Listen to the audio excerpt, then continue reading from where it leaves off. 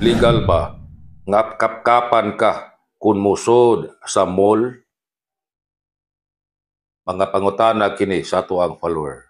Attorney, panahon sa checkpoint, di ba niingon ka nga bawal ang kapkap? Ngano man nga ugmusod kami sa mall, kapkapan man kami. Ang kanang pagkapkap sod sa mall, dili kana violation.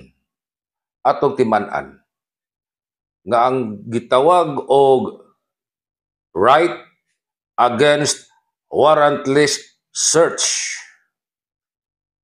Dunay mga exceptions o kabahin niya na ug musod na ikaw sa nagkadaiya nga mga public o private establishments. Kung musod kag mall, di man na imo ang mall.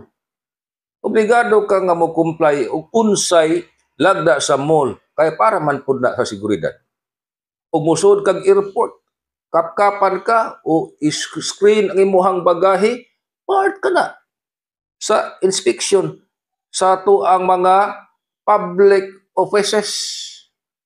Dili ka na violation sa imuhang right to privacy.